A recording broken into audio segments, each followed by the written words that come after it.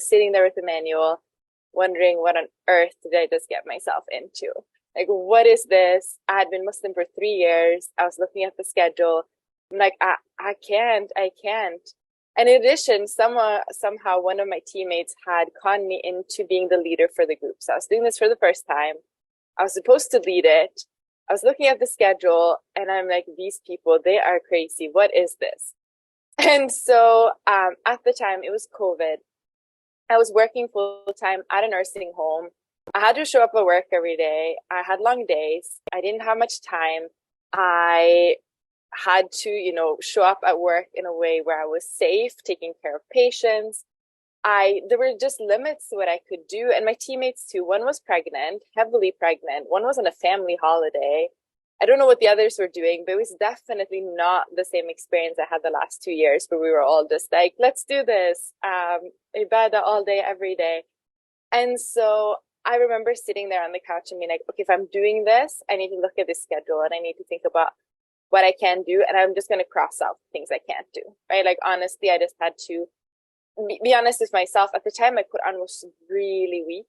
The first thing I did was cross out those Baqaras and Anams. Now, of course, if you can read them, please read them. But I was just like, it wasn't possible for me, right? It would take up half the day and I was at work and I was, so I remember sitting there, crossing them out. I mean, like, okay, the schedule looks more manageable now. I can push myself. And can I stay up at night for tahajjud? It was not a habit of mine. I learned how to do those prayers you just mentioned. I'd never done that before. And I was like, yes, I can commit to this. I can do this. I can stay up at night and pray. I can make sure I get my prayers in. Of course, I normally did that as well, but, just try to get them at the beginning of the time when I could. Try whatever I could around the schedule I had. And my team members as well. Like, depending on what was happening, we were all just trying to push ourselves to do as much as we could given our circumstances. And alhamdulillah, I am so grateful that we didn't all just give up when we saw that schedule, right? Because if it wasn't for Pilgrims at Home, I would probably just have prayed my Fard prayers those 10 days and probably not done much more. I didn't really know the significance of those days before joining. And my life was so busy, I would have missed out on all of it. And instead, I was sort of calculating like, okay, I'm on my bus to work, I could do this dhikr, and on the bus back, I can read some of this Quran, because we did split a khitma between us, which I in the end needed help from one of my teammates to finish because I couldn't.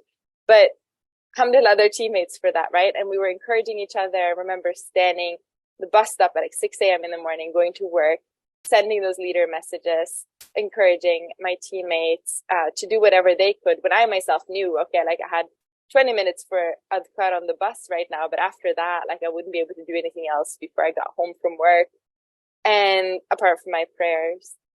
And yeah, it is believable, incredible and unbelievable how much we can do if we just we plan ahead and we think about it, right? So those bus rides, those lunch breaks, whatever we can get in.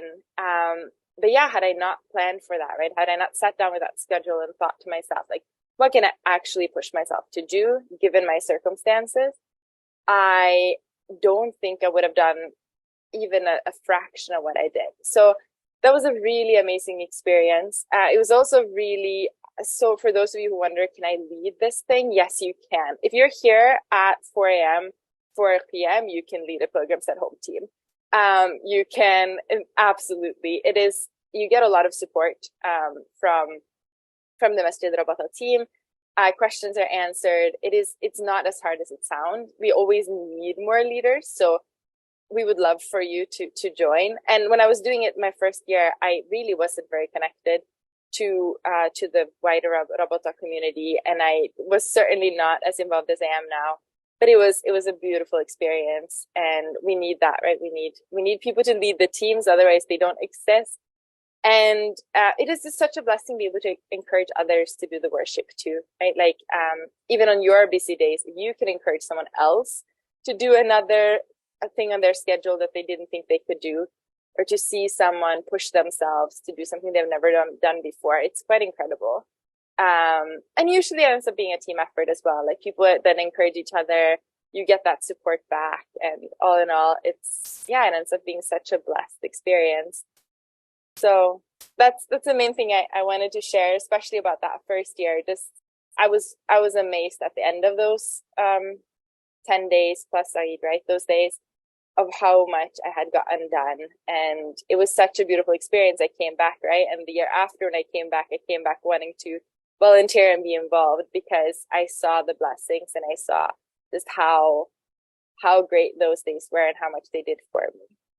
So yeah, that's it. Thank you so much for having me. And inshallah, you all join and you all take on leadership positions and we get great teams out there. And yeah, we have some blessed days together, inshallah. Assalamu alaikum.